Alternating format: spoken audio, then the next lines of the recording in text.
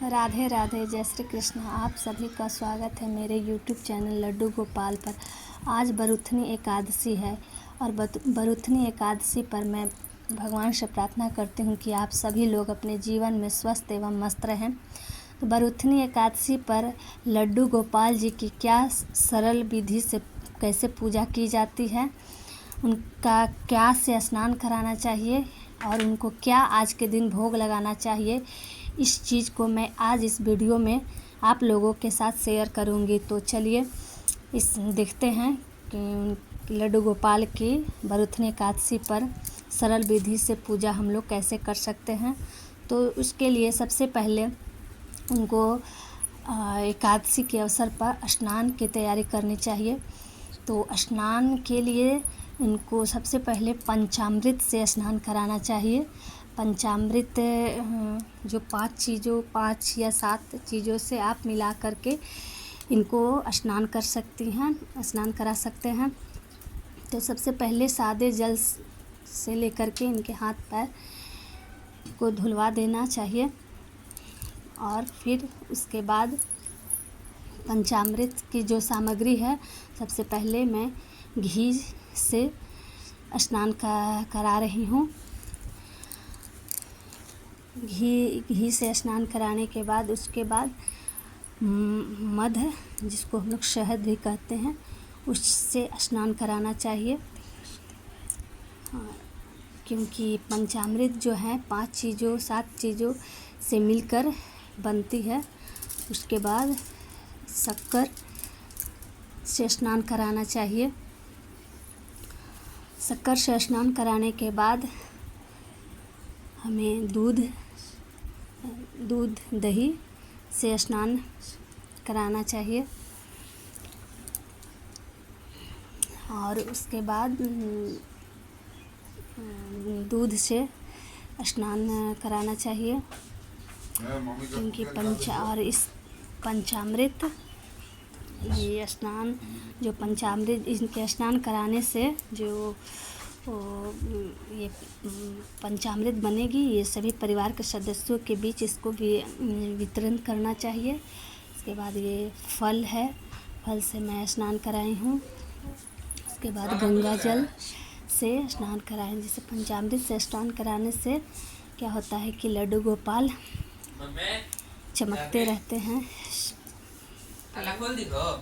इनके शरीर को ग्रिल में है, थोड़ा सा ठंडक मिलती है और थोड़ा ये वैशाख के महीने के चलते वैशाख में अच्छी खासी गर्मी पड़ने लगती है, तो थोड़ा इसमें हम लोग चंदन भी मिला दे सकते हैं। क्योंकि गर्मी में इनको थोड़ा शरीर में ठंडक प्रदान हो। और इस तरह सब पंचामृत से स्नान कराने के बाद सादे जल से अच्छे से इनको स्नान करा देना चाहिए। ठंडे ताज़े जल से स्नान करा देना चाहिए। तो इस तरह में स्नान कराने के बाद, पंचामृत से स्नान कराने के बाद इनको मैं अच्छे से पोंछ दे रही हूँ इनके शरीर को, ताकि इनके शरीर में पानी जल न रहे। और पंचामृत से स्नान कराने के बाद इनके शरीर में सुगंधित इत्र से इनकी मालिश करनी चाहिए। देखिए, इनके सुगंधित इत्र से मैं इनके शरीर को मालिश कर दे रही हूँ। तो इस तरह लड्डू गोपाल जी की स्नान सेवा हो गई, इत्र सेवा हो गई। और इनके मस्तक पर, इनके यहाँ पूरे शरीर में इत्र ज़रूर लगाने चाहिए, जिससे ये अपने आप को खुशनुमा महसूस करें। और इसके ये सब के बाद अब मैं इनको अच्छे से, अगर नए कपड़े आप रखें तो नए कपड़े भी पहना सकते हैं, नहीं तो पहले के जो कपड़े हैं वो भी साफ़ सुथरे धुले हुए होने चाहिए, वो कपड़े पहना सकते हैं। तो मैं तो ऐसे नए कपड़े ही लेकर के आई हूँ इस एकादशी पर, बरुथनी एकादशी पर पहनाने के लिए। तो इस तरह दोनों लड्डू गोपाल को मैं सुंदर वस्त्र पहना दे रही हूँ। इनके आभूषण से अब इनका मैं श्रृंगार करूँगी।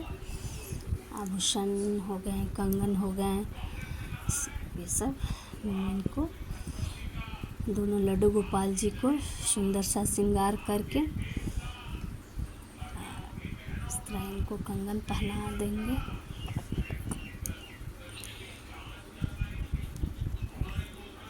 इस तरह और देखिए सारे श्रृंगार करने के बाद लड्डू गोपाल जी इस तरह लग रहे हैं, बहुत सुंदर लग रहे हैं। सारे श्रृंगार होने के बाद तो मुकुट पहना दिए, मोर मुकुट दे दिए, माँ बाँसुरी, सारे श्रृंगार करने के बाद लड्डू गोपाल जी बहुत ही सुंदर लग रहे हैं। और इसके बाद कपड़ों के ऊपर भी थोड़े इत्र मालिश इत्र लगा देने चाहिए, जिससे आसपास का माहौल सुगंधित रहे। और सारे श्रृंगार करने के बाद इनको आईना दिखा देना चाहिए, जिससे ये अपने आप के सुंदर श्रृंगार को देख सकें। और फिर इसके बाद सरल विधि से बरुथनी एकादशी की पूजा शुरू करनी चाहिए। तो इसके लिए सबसे पहले मैं लड्डू गोपाल को पुष्प अर्पित कर रही हूँ। दोनों लड्डू गोपाल जी को मैं पुष्प अर्पित कर दी। इधर गौ माता को मैं भी पुष्प अर्पित कर देती हूँ। और उसके बाद अन्य पूजा जो है शुरू करनी चाहिए। पुष्प अर्पित करने के बाद इनको मैं तुलसी पत्र भी इन पर अर्पित कर दे रही हूँ, क्योंकि तुलसी पत्र से लड्डू गोपाल बहुत प्रसन्न होते हैं। और व्रत के जो कथा है उस पुस्तक का भी पूजन करना चाहिए। और पूजन करने के पहले सबसे पहले दीप प्रज्वलित करनी चाहिए, क्योंकि दीप प्रज्वलित रहने से ही पूजा की मान्यता शुरू होती है। तो इसमें थोड़े से दीपक में तिल डालने चाहिए, क्योंकि तिल का विष्णु भगवान की पूजा में, लड्डू गोपाल की पूजा में बहुत मायने रखता है। क्योंकि दीपक में जितने भी तिल चटकेंगे उतने ही आपके कष्टों का, आपके दुखों का निवारण होगा। तो और उसके बाद लड्डू गोपाल के भोग अर्पित करने चाहिए। भोग में आप जो भी मौसमी फल हैं वो ज़रूर लगाएं। वैसे तो बरुथनी एकादशी पर खरबूजा या तरबूजा का भोग लगाना सबसे महत्वपूर्ण है।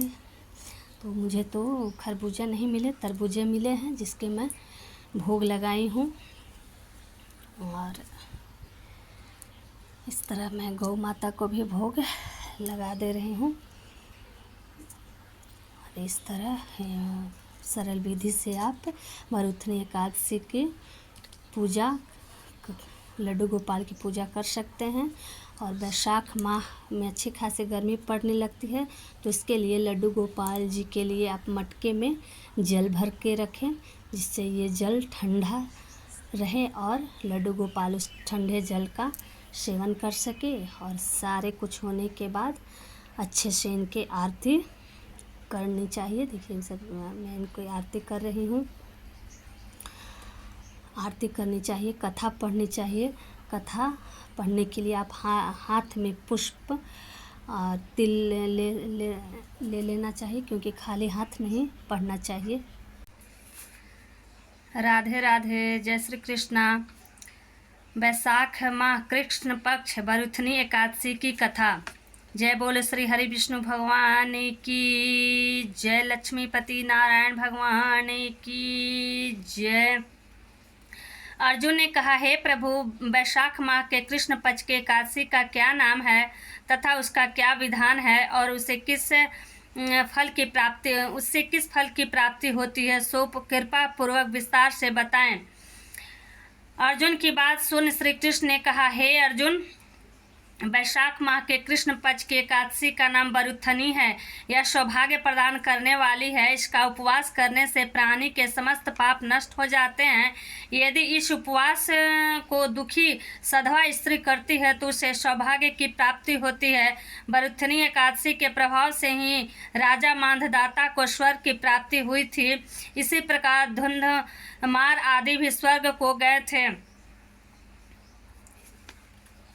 बरुथनी एकादशी के उपवास का फल 10 सहस्त्र वर्ष तपस्या करने के फल के समान है। कुरुक्षेत्र में सूर्य ग्रहण के समय जो फल एक बार स्वर्ण दान करने से प्राप्त होता है, वही फल बरुथनी एकादशी का उपवास करने से प्राप्त होता है। इस व्रत से प्राणी इहलोक और परलोक दोनों में सुख पाते हैं और अंत में स्वर्ग के भागी बनते हैं। हे राजन, इस एकादशी का उपवास करने से मनुष्य को इहलोक में सुख और परलोक में मुक्ति प्राप्त होती है। शास्त्रों में कहा गया है कि घोड़े के दान से हाथी का दान श्रेष्ठ है और हाथी के दान से भूमि का दान श्रेष्ठ है। इनमें श्रेष्ठ तिलों का दान है। तिल से श्रेष्ठ है स्वर्ण का दान और स्वर्ण के दान से अन्न दान श्रेष्ठ है। संसार में अन्न दान से श्रेष्ठ कोई भी दान नहीं है। अन्न दान से पितृ देवता मनुष्य आदि सब तृप्त हो जाते हैं। कन्यादान को शास्त्रों के अन्न दान के समान माना गया है। बरुथनी एकादशी के व्रत से अन्न तथा कन्यादान दोनों श्रेष्ठ दानों का फल मिलता है। जो मनुष्य लालचवश कन्या का धन ले लेते हैं या आलस्य और काम चोरी के कारण कन्या के धन का भक्षण करते हैं, वे प्रलय के अंत तक नरक भोगते रहते हैं। उनको अगले जन्म में विलाव योनि में जाना पड़ता है। जो प्राणी प्रेम से तथा यज्ञ सहित कन्यादान करते हैं, उनके पुण्य को चित्रगुप्त भी लिखने में असमर्थ हो जाते हैं। जो प्राणी इस बरुथनी एकादशी का उपवास करते हैं, उन्हें कन्यादान का फल प्राप्त होता है। बरुथनी एकादशी का व्रत करने वालों को दशमी के दिन से निम्नलिखित वस्तुओं का त्याग कर देना चाहिए। कांसे के बर्तन में भोजन करना, मांस, मसूर की दाल, चना, कोंदो, साग, मधु, दूसरे का अन्न दूसरी बार भोजन करना। व्रती को पूर्ण ब्रह्मचार्य से रहना चाहिए। रात को सोना नहीं चाहिए, अपितु सारा समय शास्त्र चिंतन और भजन कीर्तन आदि में लगाना चाहिए।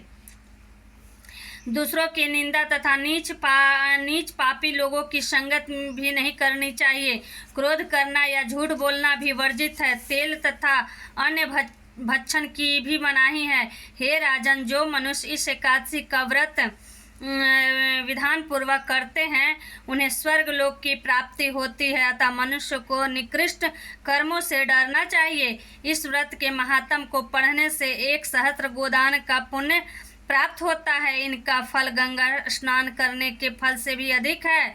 कथा सार, सौभाग्य का आधार संयम है। हर प्रकार संयम रखने से मनुष्य के सुख और सौभाग्य में वृद्धि होती है। यदि प्राणी में संयम नहीं है तो वो उसके द्वारा किए गए तप, त्याग व भक्ति पूजन आदि सब व्यर्थ हो जाते हैं। जय बोलो श्री हरि विष्णु भगवान की जय, लक्ष्मीपति नारायण भगवान की जय। श्री कृष्णा, जय राधे राधे राधे राधे, जय श्री कृष्णा, जय श्री कृष्णा, जय श्री कृष्णा।